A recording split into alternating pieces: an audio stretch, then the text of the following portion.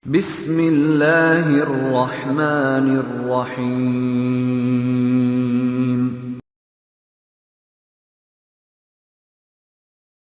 Tapi menengok dari tulisannya laki-laki ini. Ustaz, mohon beritahu kami gimana cara berwudu. Ada mikrofon yang bisa tempel sih. Satu lagi, imam itu. Dia minta cara berwudu. Kalau saya ngajar cara berwudu itu satu SKS. Harus ada timbanya, tapi karena tak ada, pegang. Agak dekat sedikit. Udah, tak usah pakai itu. Tinggi sedikit. Dah, tengok baik-baik ya. Idza staiqaza ahadukum, kalau kamu bangun tidur, fala yughmis, jangan masukkan tanganmu ke dalam bejana ember, li'annahu la yadri aina batat yaduhu, karena kau tak tahu tadi malam tanganmu nginap di hotel mana. Maka basuh dulu. Kalau tak ada gayung, tak ada cedok, maka dimiringkan bejana itu, basuh dulu. Setelah bersih, barulah kau ambil gayung. Jangan pakai keran, karena kalau keran itu mubazir, banyak air habis. Basuh.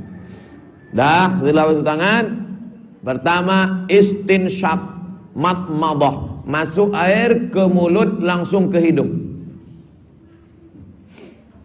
Kalau pergi ke Makkah, bergumpal-gumpal tai hidung, jangan dikorek, berdarah dia, gitu loh. Buang, nanti keluar tai hidung tubuh gumpal. Kalau ada anak ayam mati.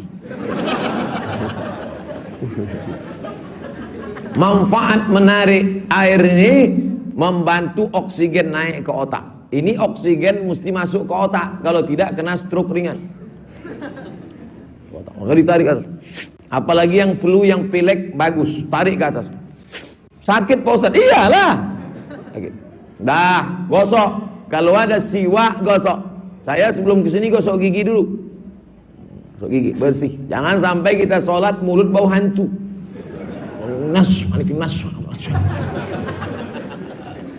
Laula an asyqa ala ummati, kalau tidak memberatkan bagi umatku, la amartuhum bisiwak, kusuruh mereka bersiwak, gosok gigi inda kulli shalah, setiap mau salat gosok gigi. Dah, setelah hidung bersih, mulut bersih, barulah siramkan air ke muka.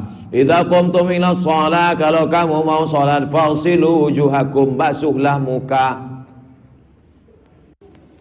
Batas muka itu dari paku telinga kanan ke paku telinga kiri.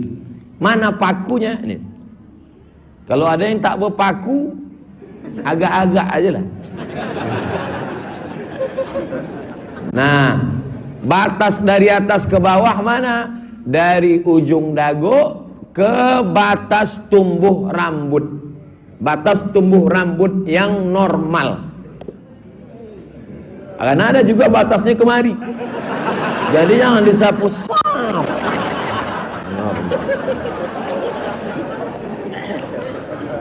Dari paku nih, karena ada juga saya tengok orang wudu, itu bukan wudu, itu namanya basuh muka. Dah, faghsilu wujuhakum, wajah 3 kali. Wa aydiyakum, kalau berjanggut panjang, takhlil di celah-celah supaya basah. Wa aydiyakum ilal marafiq, tangan sampai siku. Masuk air. Ditadlik, gosok. Karena kalau ini takut tak kena. Tengok, mana tahu ada bekas gotah karet tadi habis motong menakik. Mana tahu ada bekas kulit ikan mas tadi, jangan sampai. Karena sebesar ujung beras pun tak kena, maka batal wudu. Kalau batal wudu, batal sholat. Takhlil, celah. Kuku jangan panjang, karena kalau kuku panjang air tak masuk. Periksa ujung. Cara meriksa kuku ujung. Tengok tak ada. Ini sekarang banyak anak-anak gadis ni kuku hitam. Kuku hitam, di atas black kutek, di bawah black daki. Panjang kuku gini ya. Sampai saya kalau udah nengok kuku kiri panjang, cemana dia cebok.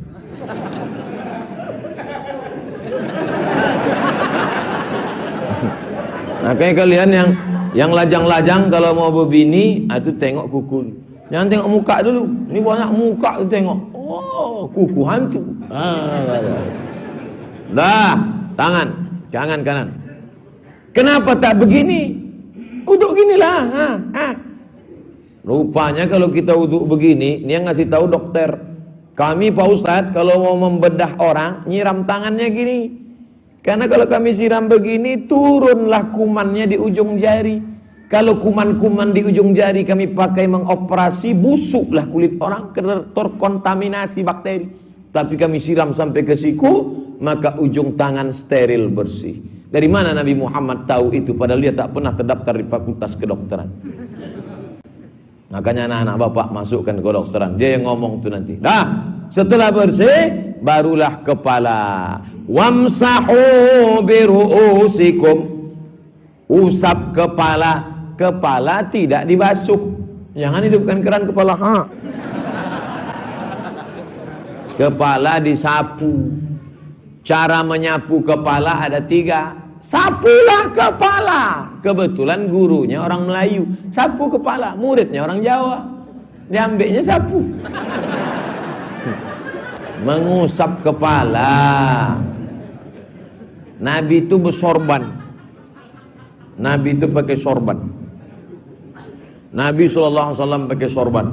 Cara pakai sorban, ujungnya di kiri.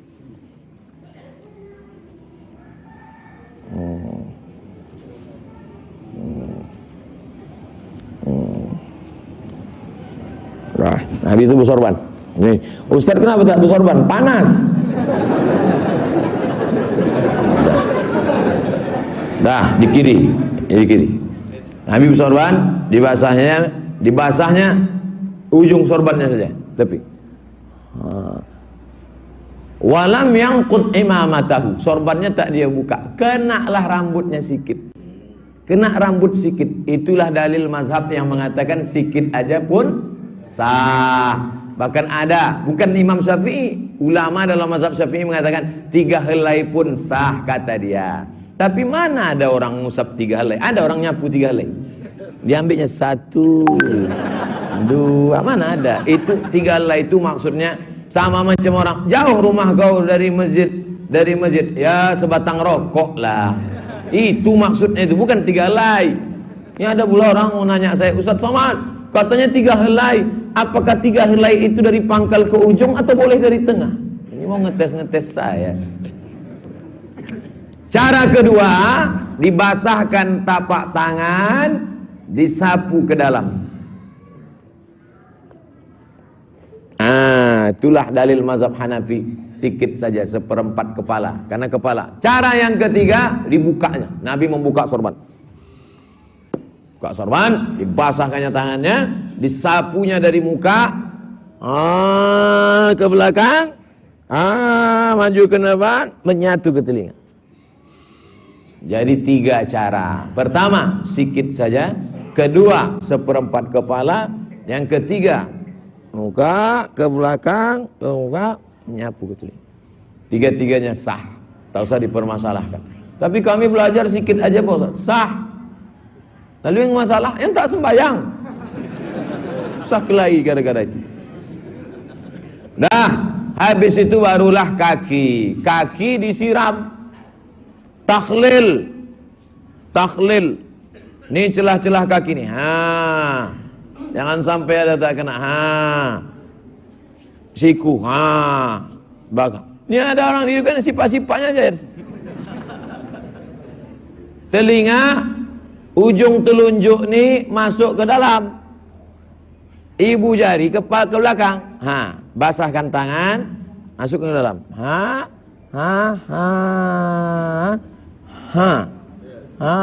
Ada lagi.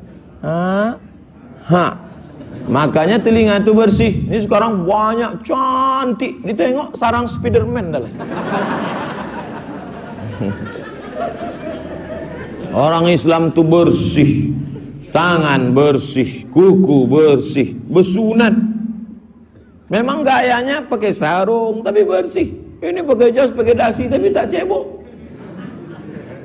Ini pasti di internet nanti ejek-ejek ini.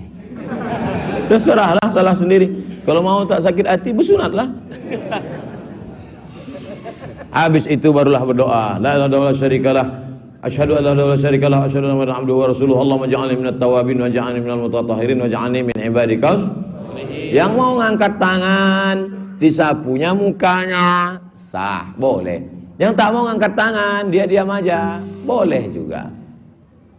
Angkat tangan, sapu muka, boleh. Ngangkat tangan, tidak sapu muka, boleh.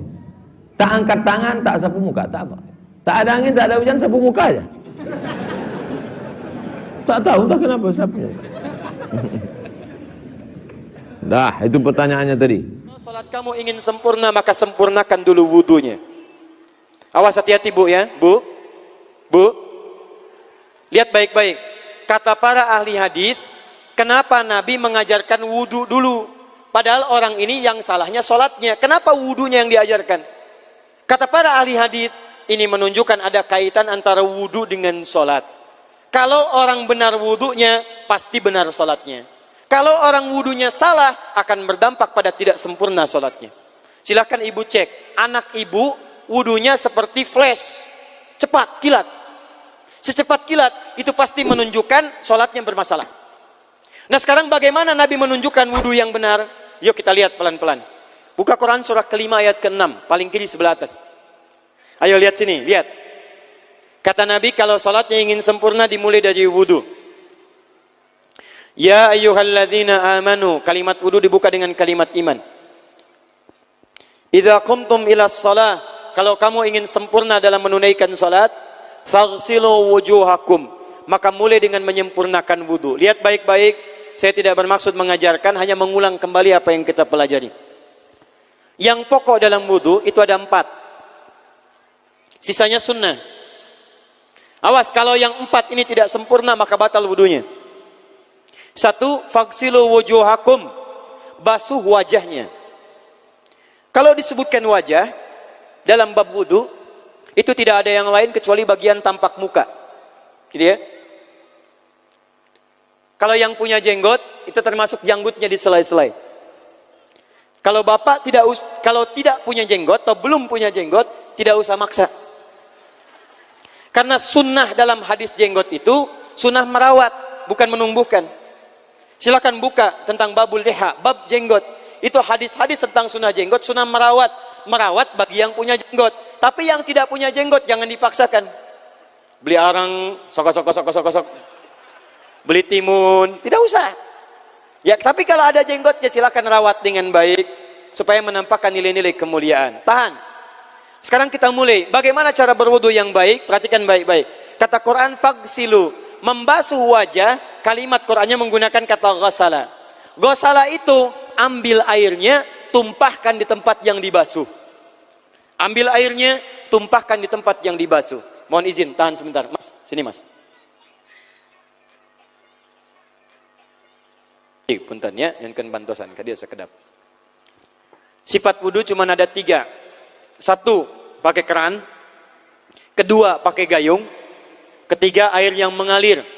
Ya, seperti di sungai ada air mengalir itu nggak ada masalah.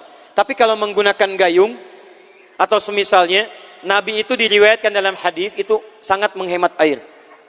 Bahkan pernah beliau kemudian berwudu, kalau kita kemudian hitung itu hanya sejumlah Pak, seaqua gelas Pak, cukup.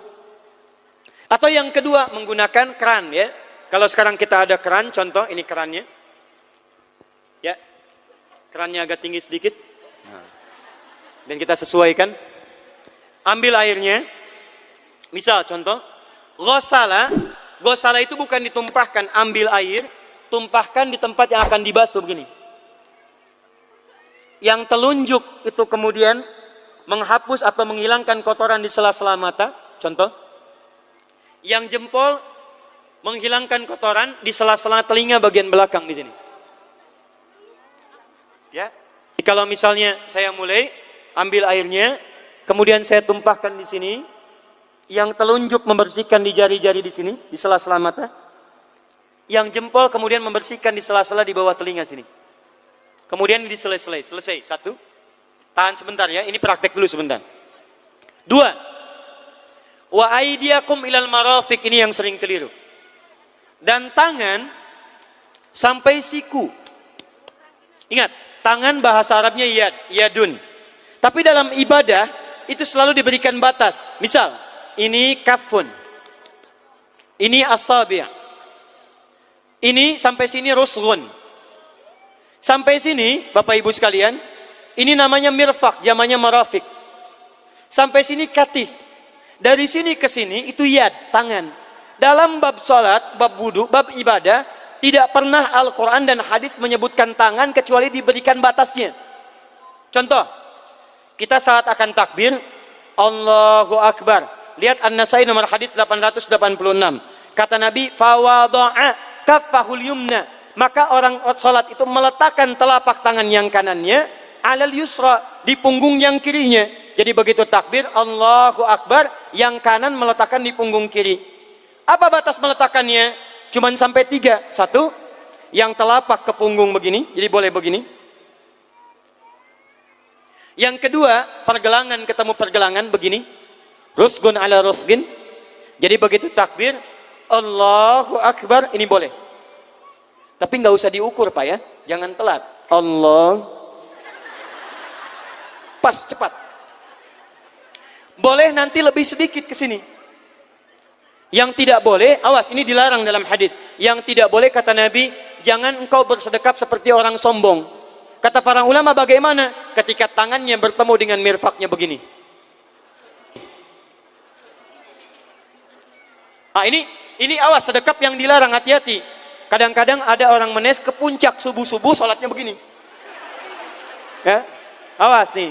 Cuman 3, kalau tidak begini, begini, atau begini. Dan saat mengangkat itu cepat Pak. Hadisnya cepat. Fawado'a. Fa itu di ilmu nahu harfu atfin rabitin baina syai'aini bila hudud. Huruf yang menyambungkan dua peristiwa tanpa jeda, cepat. Jadi antara mengangkat dengan meletakkan, langsung angkat Allahu Akbar. Tidak ada gerakan lain. Maaf, saya tidak bermaksud menyalahkan. Saya alhamdulillah ada koleksi 1235 kitab hadis. Saya mencari gerakan dari ngangkat ke meletakkan begini, tidak menemukan gerakan lain.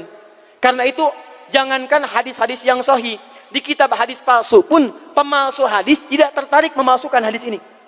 Saking jelas, jadi saat mengangkat langsung begini. Kenapa saya penting terangkan? Karena ada sebagian saudara-saudara kita merasa tidak enak, Ustadz, kalau saya takbir masa kiri duluan, sedangkan kiri kurang bagus, yang bagus kanan. Saya mah pengennya begini aja lah, begitu takbir kanan duluan baru tutup dengan kiri. Jadi begitu diangkat Allah, kanan masuk, kiri begini tutup. Kadang-kadang kaki naik dikit. Nah, itu maaf, saya tidak bermaksud menyalahkan, tapi saya belum menemukan hadisnya. Dan pemalsu hadis pun tidak tertarik memalsukan hadis ini karena saking jelasnya, angkat tutup. Jelas ya? Nah, sekarang lihat sini. Dalam bab wudu, bahasa Qur'annya mengatakan wa aidiakum ilal marafiq, dari tangan sampai siku. Ila dalam ilmu nahu harful ghayah, huruf yang menunjuk pada tujuan, batas dari ke. Ana minal an sa'adhab min Menes ila Bekasi. Saya setelah ini akan pergi dari Menes ke Bekasi. Jadi saya berangkat dari mana? Menes. Tujuannya kemana? Bekasi. Tujuan dalam bahasa Arab menggunakan ila, harfu ghayah, dari Menes ke Bekasi. Menes ila Bekasi. Dalam wudu, lihat, aidiakum ilal marafiq, ila sampai siku, bukan dari siku ke tangan. Jadi saat kita mengambil air wudu, ambil airnya, tumpahkan dari sini ilal marafiq sampai ke siku, ke sini. Balikan lagi ke depan. Jadi bukan kerannya dibeginikan, sikunya dibeginikan, takut, bukan. Jadi bukan siku diteruskan ke bawah. Yang tepat itu ambil airnya, kemudian basuh dari sini sampai dengan ke sikunya. Hati-hati, ini ada maknanya. Dan jika benar di hadis Muslim, jika orang wudunya benar seperti ini, maka bersamaan dengan jatuhnya air wudu itu, jatuh pula dosa-dosa dan kotoran yang melekat pada anggota tubuhnya. Tidak cukup dengan amin, nanti kita lihat dulu. Teruskan, saya baru caranya dulu nih. Awas. 3. Wamsahu biru'usikum. Wamsahu, lihat, untuk wajah pakai gosala, basuh. Tangan gosala, basuh. Tapi ketika berpindah pada yang ketiga, wamsahu, berubah jadi masaha. Tahan sebentar ya. Calik ke lecep, calik. Duduk sini aja, sini aja. Lihat sini. Ya, pilih. Duduk di sini atau ngapus. Ah, sudahlah. Datang sendiri, nulis sendiri, ngapus sendiri, luar biasa. Cuman di menes ini. Ini awas, ini penting ini Bu ya, penting. Saking pentingnya susah dihapusnya tuh. Dah sini aja. Masaha. Sudah. Masaha artinya mengusap. Kalau yang tadi membasuh, kalau masaha mengusap. Jadi yang ketiga ini tidak usah dibasuh. Jangan tumpahkan air di tempatnya, tumpahkan airnya kemudian usap tempatnya. Pertama, wamsahu biru'usikum. Masya Allah, kata Allah, bagian ketiga usap kepalanya. Awas, hati-hati. Tangan selesai pindah kemana? Bukan ke rambut, tapi kepala. Jadi dalam bab wudu yang diusap bukan rambutnya, kepalanya. Itulah keadilan Allah. Kalau yang diusap kepalanya, semua manusia yang hidup pasti punya kepala. Tapi kalau yang diusap rambutnya, ada ketidakadilan. Karena tidak semua orang punya kepala, punya rambut. Tuh. Nah sekarang lihat sini. Ketika kita diminta mengusap kepala, bahasanya masaha. Masaha itu begini. Ini saya punten. Bismillah. Ini ya. Ambil airnya, tumpahkan, baru kemudian diusapkan ke kepalanya. Paham ya? Kalau yang gosala, ambil, tumpahkan di tempat yang akan dibasuh. Tapi kalau masaha, hati-hati. Ambil airnya, tumpahkan, baru diusap. Jadi bukan diambil air, tumpahkan di kepala begini. Paham? Ah, tahan sebentar. Dan ini menggunakan huruf ba, Masya Allah. Ba, lihat, wajah tidak pakai ba. Tangan tidak pakai ba. Tapi khusus untuk kepala pakai ba. Wamsahu bi. Huruf ba dalam ilmu nahu, coba dibuka yang suka ngaji, buka kitab Bughnil Labib an Kutubil A'arib, halaman 29 sampai dengan 59. Di situ ada penjelasan karya Ibnu Hisham Al-Ansari. Itu ada penjelasan tentang makna huruf ba. Huruf ba itu punya 14 arti dalam bahasa Arab. Ada ilsaq, ada istighraq, ada muhabah, ada ba li tab'id. Ba li tab'id dibagi dua. Tab'id ma'al hudud wa tab'id bila hudud. Nah yang ba ini, kenapa pakai ba? Kata para ulama, dari huruf ba yang 14 ini ada 3 makna yang diterapkan dalam ayat wudu. Satu, istighraq. Istighraq itu membasuh keseluruhan. Jadi kalau kita ingin wudu, ambil airnya, tumpahkan, basuh keseluruhan dari depan sampai ke belakang begini. Balikan lagi. Yang kedua, at-tab'id ma'at tahdid. Sebagian tapi dengan batas. Kata Imam Asy-Syafi'i, di mana batasnya ubun-ubun? Diboleh kalau kita mau wudu, misalnya ibu tidak bisa membasuh keseluruhan, sedang pakai kerudung misalnya, jilbab nggak bisa dibuka, tempat wudunya terbuka, Anda tinggal ambil air wudu, kemudian tumpahkan sedikit, boleh diusapkan bagian kepala sampai ubun-ubun, sah wudunya. 3, at-tab'id min duni tahdid. Sepanjang disebut bagian kepala, masuk kepala nggak ada batas. Ini kepala bukan? Ini kepala? Ini kepala? Nah, jadi kalau Anda berwudu mengusap bagian kepala, itu sudah sah, walaupun bagian tertentu diusap di kepalanya. Kapan ini dipraktikkan? Kata Imam Malik, kata Imam Abu Hanifah, ini dipraktikkan kalau seorang memiliki satu sakit di kepalanya yang tidak memungkinkan dibasuh keseluruhan. Misal, mohon maaf, ya ada orang misalnya, mohon maaf ya, tiba-tiba sedang jalan di kebun, tuh jatuh duren. Anak duren ya, jangan duren yang besar. Tiba-tiba nimpa misalnya. Duren teh bahasa rangatnya kadu, Bu, ya. Kadupak, kaduhung, ya, dan seterusnya. Kadu. Nah, nimpa kepalanya, bocor misalnya. Kemudian dalam bocor itu diperban. Kata dokter tidak boleh kena air. Saat bagian kepala yang tidak boleh kena air itu, bukan berarti wudunya kemudian bisa batal atau boleh tayamum karena tidak bisa mengusap kepala. Kata para ulama, boleh dia mengusap bagian kepala yang lain yang tidak terluka. Itulah kenapa Allah memberikan huruf ba di sini untuk kemudahan bagi kita dalam menunaikan wudu. Tapi pastinya yang dibasuh kepalanya bukan rambutnya. Jadi kalau ada laki-laki sudah dandan, sisiran, rapi, tiba-tiba keran dibuka, yang diusap cuma rambutnya, ulak. Nah, itu batal wudunya. Tidak sah. Harus diulang. Terakhir kaki.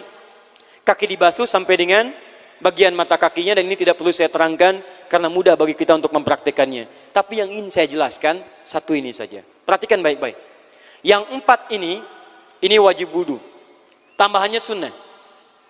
Niat dimasukkan dalam wajibnya. Lihat sini. Kumur-kumur sunnah. Telinga sunnah. Istinsyak sunnah. Yang 4 ini wajib. Tapi terlepas dari wajib dan sunnahnya, perhatikan baik-baik. Kenapa ini disebut dengan wudu? Dan hebatnya Al-Quran mengistilahkannya dengan toharah. Toharah. Apa itu toharah? Apa itu suci? Toharah.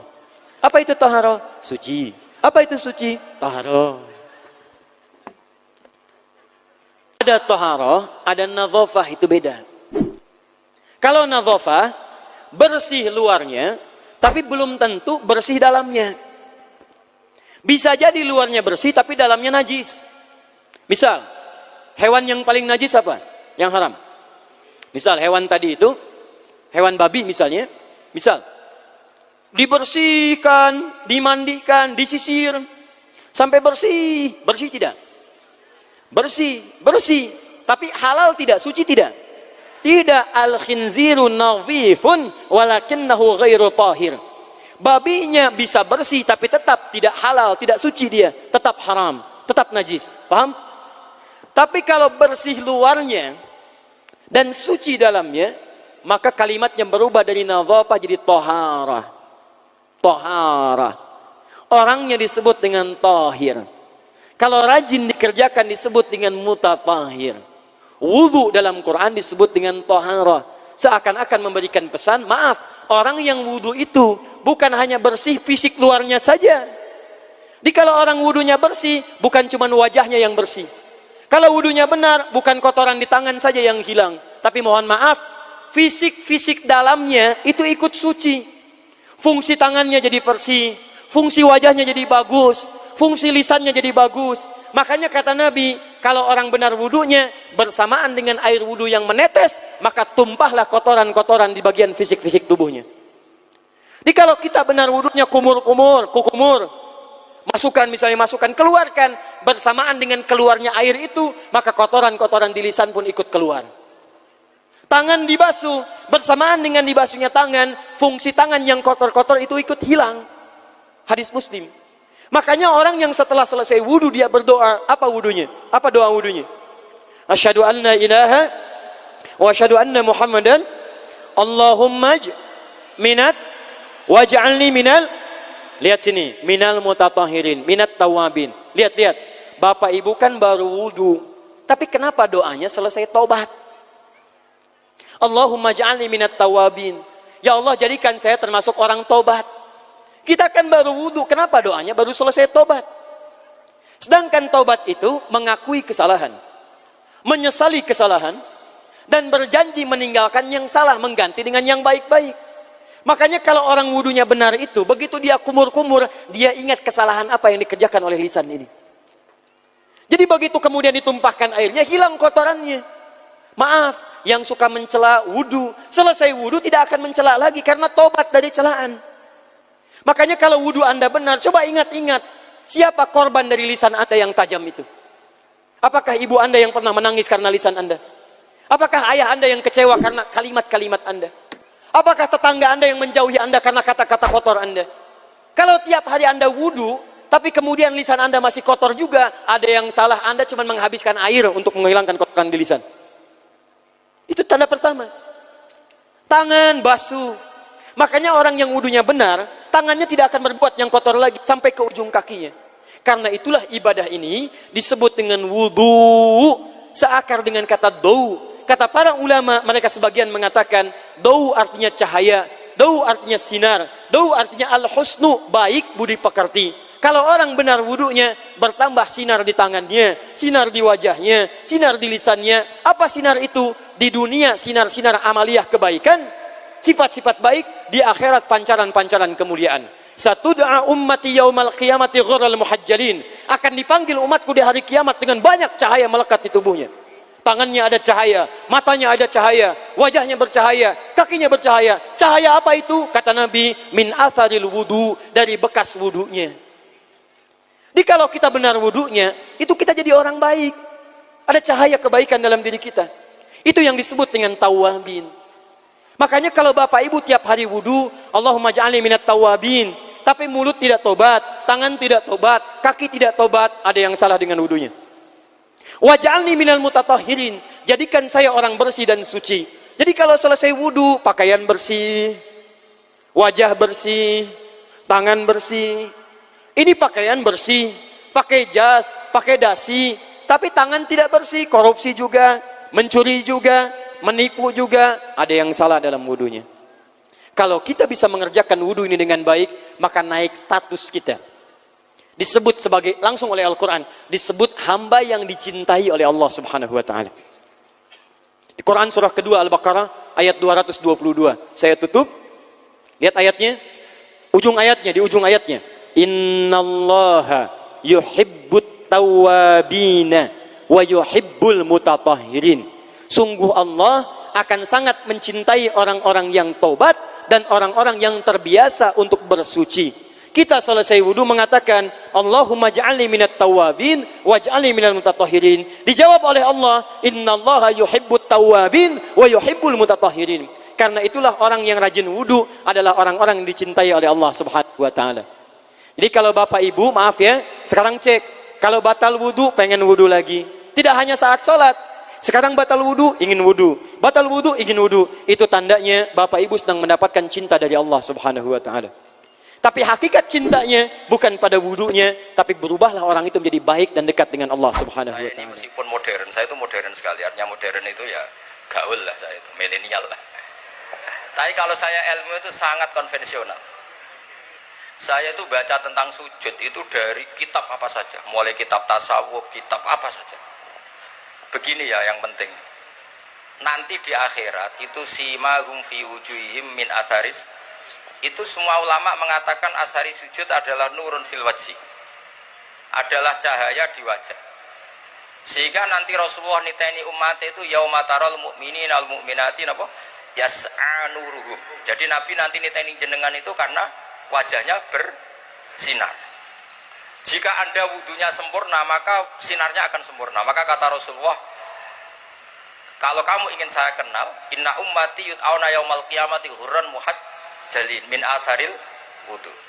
Makanya meskipun nutul begini sah, tapi itu bahaya gak dikenali Nabi, karena mesti kelip-kelip, paham ya? Sakjane cari Imam Syafi'i kan sa'rotun wahidah sing lam takhrut an khadir roksi itu sah. Jadi nak rambut keliwiran di sini dikasih apa air gak sah karena keluar dari batas kepala. Tapi kalau di sini sah meskipun sa'rotun wahidah, tapi resikonya nanti kelip-kelip. Kalau kamu ingin sempurna gini, tak beri syarat. Saya diajari Mbah Mun diajari Said Alawi sampai Rasulullah. Kalau ingin sempurna gini, semua guru-guru kita ngajarin gini. Ini praktekkan, saya praktekkan ya. Ini ya, gini, ya, kembalikan lagi. Ya, jadi apa? Gimana? Gini loh ya, ini gini ya, ini sampai apa? Kofahu, ya belakang nggak tahu saya bahasa Arab belakang kofahu ini ya. Bahasanya ibhamaihi ala somahi udunaihi wa musabbihatahu ala musabbihati. Ini sekaligus orang Kudus berlatihan bahasa Arab. Nah ini memang buyut-buyut saya orang Kudus, mungkin saya senior lah. Agak, maksudnya saya tidak ngomong sama Habib yang Jawa-Jawa ini. Kalau sama Habib kan biasa bahasa Arab, terasa dilatih. Yang Jawa kan tetap lebih banyak tuh ini. Saya gue tak anggap murid. Habib betul wani. Ya ali konco betul. Ngeten. Ya ibhamaihi ala somakai udunaihi wa musabbihatahu ala musab. Semua yumiru ya kata. Macamnya pun yamuru yumiru karena amarro yumiru itu syaratnya jadi dia harus bisa sorof ya. Amarro yumiru apa? Imroron. Asarro yusirru isroron ajalla yujilu ijlalan. Ini gini terus begini, terus dikembalikan ke sini. Nah itu kalau betul begitu, itu pasti nurnya banyak. Apalagi yang gondrong, wah itu kalau murub semua itu sudah gampang dikenali. Makanya kamu jangan janggal kalau ada kiai, ada habib yang gondrong, itu ada sanatnya. Lho kalau dibuatin guyon tenan, jadi sing gundul itu ya ada sanate, sing gondrong ya ada sanate. Tapi biasa nih dong ngelakoni sedurungnya untuk sanat. Lah itu sembari repot itu nih. Nah, kata Rasulullah, dawai Rasulullah, kalau kamu ingin sangat bersinar maka harus memperbanyak atau menambah jumlah wajib. Jadi misalnya ini wajib kan sampai sini, sampai agak sini. Saya ulang lagi ya. Wajibnya kan ma'al mirfaqain segini, harus sampai nisfal adud segini. Biar sinarnya tambah. Misalnya masul kodamen harus ma'al ka'ben, ya agak dilebihin. Pokoknya dibonusi semua supaya sinarnya tambah.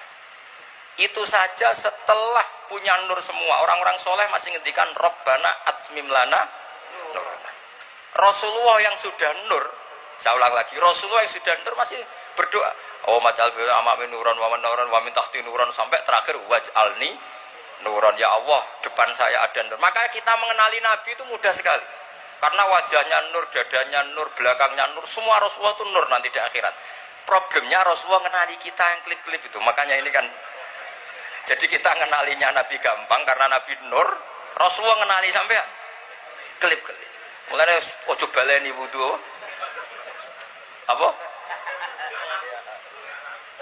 Cukuman. Ya nak saya sah cara madzhab napa? Sah. Nah kecuali wudu li tabarrut atau wudu tajdid. Saya tuh wudu sempurna pas sholat tok. Untuk sholat maktubah saya wudu sempurna. Tapi kalau wudu yang harian biasa standar. Ya jelas ya. Jadi apa sanad-sanad kita sampai caranya wudu itu diajarkan. Napa diajarkan. Jadi termasuk saya diajari guru-guru saya caranya tadi. Kalau mashur roksi itu seperti itu. Apalagi bahasanya tuh mashur roksi. Kira-kira rambut sitok itu misalnya sampean tak ketok rambutnya sitok, wong darani ketok rambut atau ngetok sirah rambut. Makanya itu kan potensi masalah. Makanya Imam Abu Hanifah berpendapat minimal qadrun nasiyah. Pokoknya si kira-kira keceluk. Misalnya ada anak yatim, Nabi mengajarkan kalau ketemu anak yatim usahakan mengusap sirahnya. Kira-kira kamu dulit tuh tersinggung apa seneng gitu aja gitu, itu ngukurnya ngono. Kira-kira ana cah yatim dulit sah. Ndak kira-kira sah apa menyinggung itu? Ya, alhamdulillah ke paham. Dadi ngoten mawon ukurannya gitu aja.